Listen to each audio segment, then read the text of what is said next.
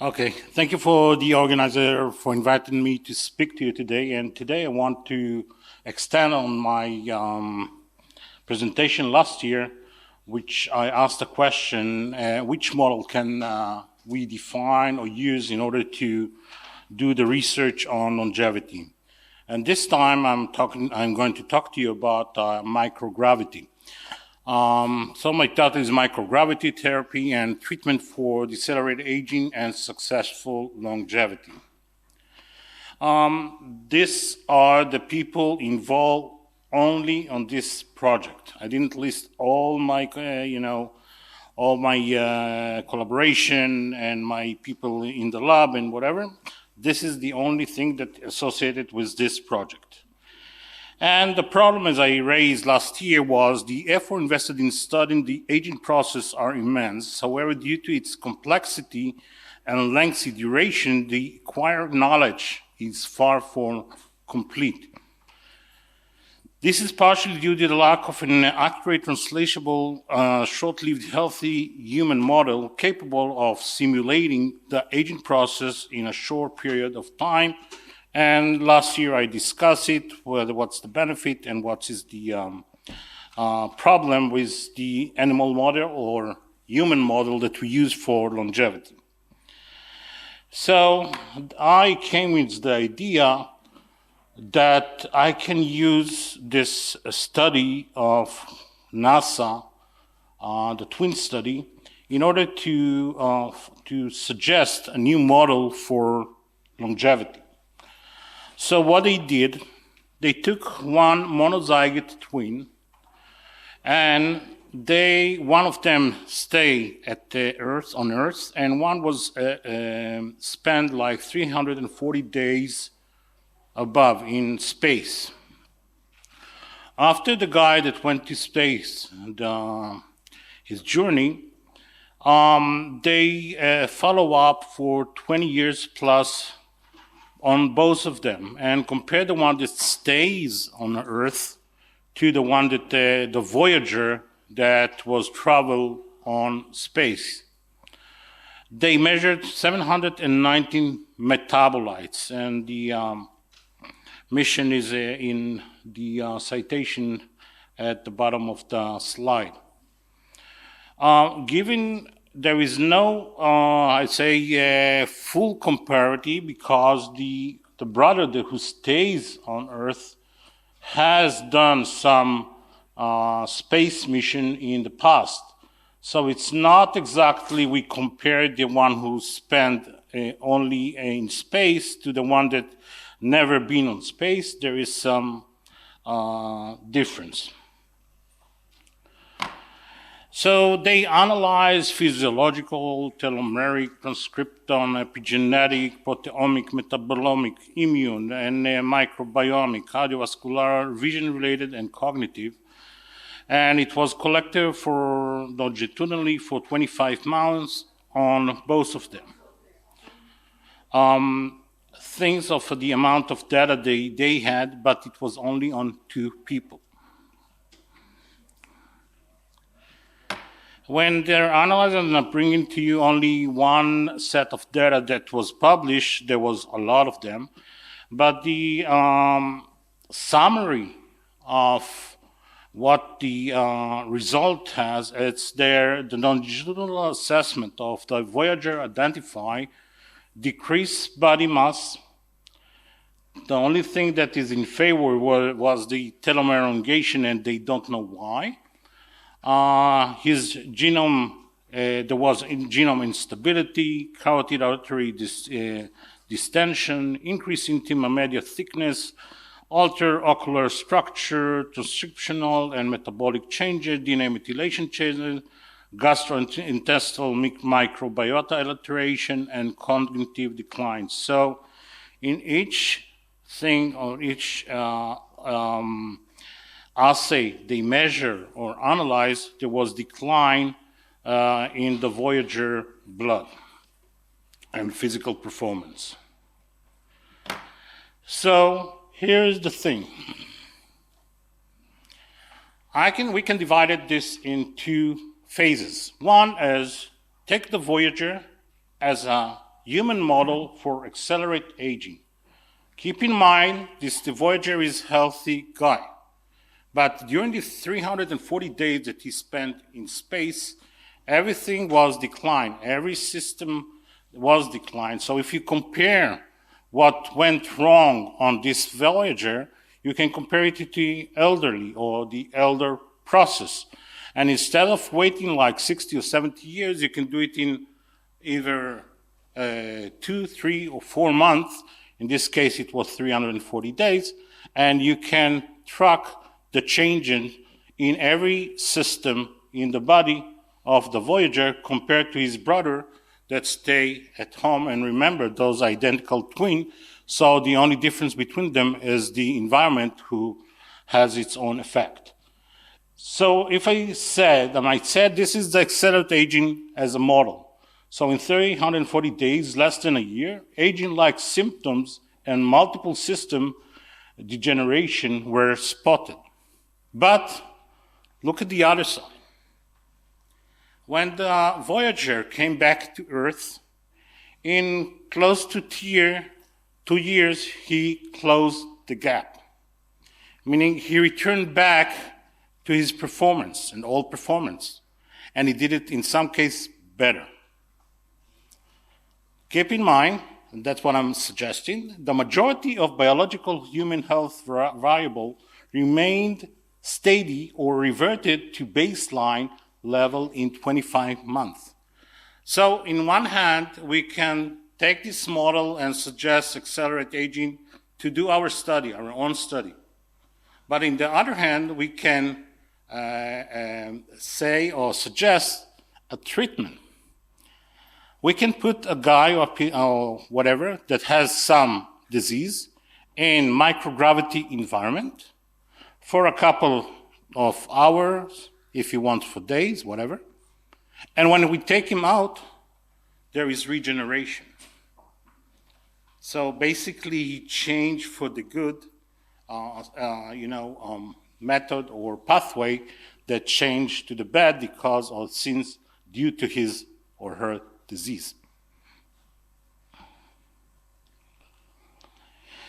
If we look at the hallmark of aging in this Voyager system, we can list primary hallmark causes of damage like genomic instability, telomere attrition. In this case, the Voyager has longer telomere. Again, we don't know why, or they don't know why.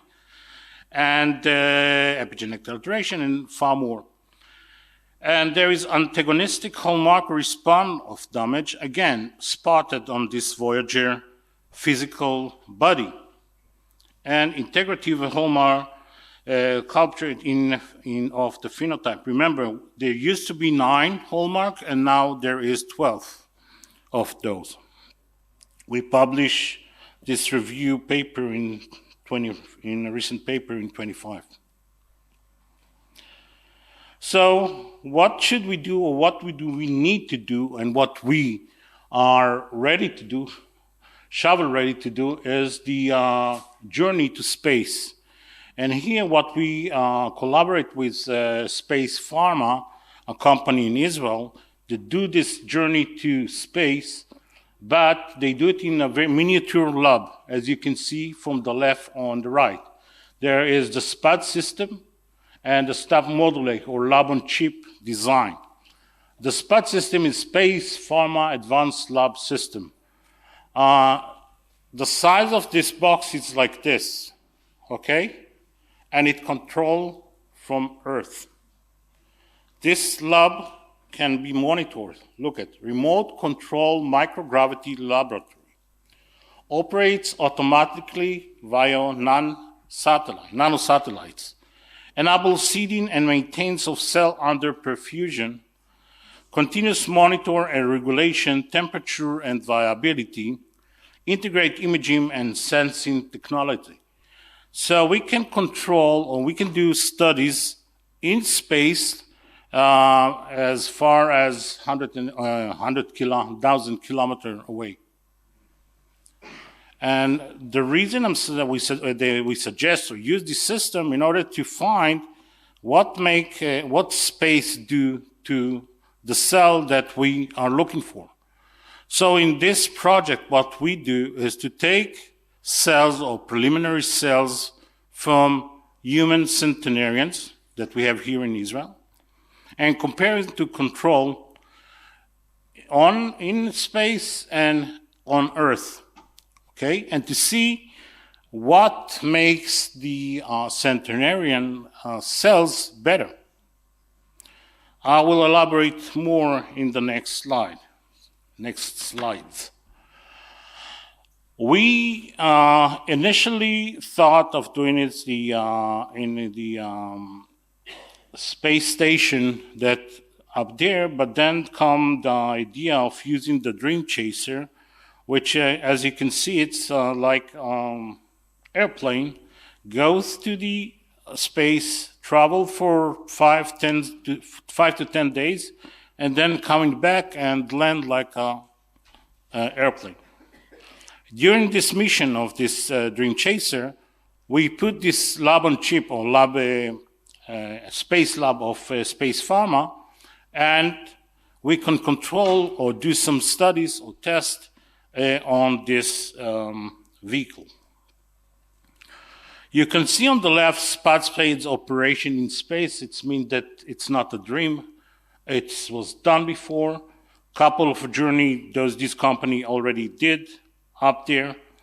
And as you can see on the right side, that the right side of mine, right side of yours, yeah. So it's pedestal remote control. So as I said, it's either can be done on the station itself or be controlled by an operation room down on Earth.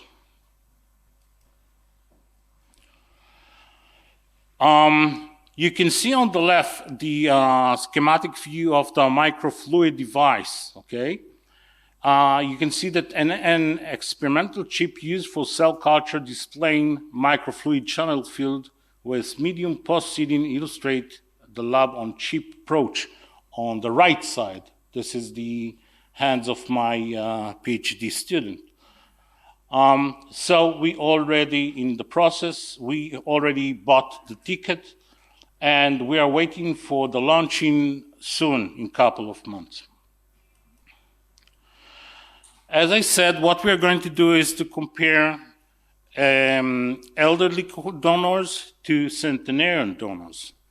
Each of them will withdraw blood before and isolate the cells, and aliquot will stay here on Earth, and aliquot will be sent to space of each of the group, and we'll do epigenome profiling and RNA sequencing and other measurements, physiological measurements on the cells.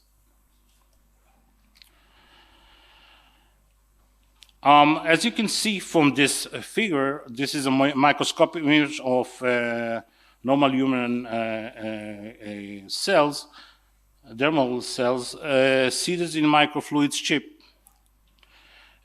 You can see that in those chip, we already succeed to grow those elements, and now, as I said, we're shovel ready for the mission that we designed. In parallel, what we're going to do is to set up an organoid system. Organoid is cell that grow and create something that look like organ. It depends on type of cell we take. And this organoid will be simulated in microgravity, but not on space. It's going to be down here. So here we're actually going to treat them in order to see if there are changes that can manipulate the well of those cells. כמה דקות יש לי? חשבתי שאני אהיה קצר, טוב, נו. This is how how organoid looks like. It's formation from preliminary cells, proliferation in self-organized of 3D environment to mimic the structure and function of specific organ. This is the zoom in of those organoids. And to conclude the applicability, as I said, microgravity may serve as an accurate, translatable, short-lived, healthy human model capable of simulating the aging process in a short period of time, like I said earlier. Yet the influence of microgravity treatment on the biological and physiological function, genetic expression, and methylation performance was recognized but not yet translated into a workable framework. This pioneer project's overall goals is to link this effect to provide a truly holistic framework for physiological treatment through the use of novel technology to defeat the aging process. Thanks.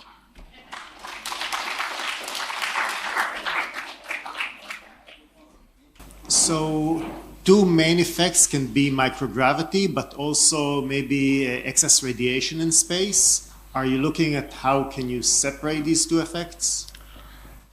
We haven't done it yet. So we're looking on the whole factor impact that space gives. Radiation is less problematic, but so it's isolated box, let's say. So, but this is something that we look to as well. Yeah. Thank you. Could you speak to the lengthening of the telomeres, which, to my understanding, is counter to what we might expect?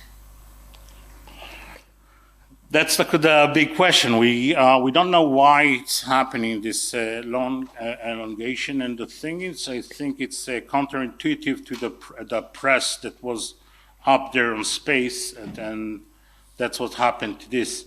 So in all other physical components, there was a deterioration, but in the telomere, that was, I think that was counter interaction to what happens there. And that's the only thing, but you can speculate anything with this. It's weird.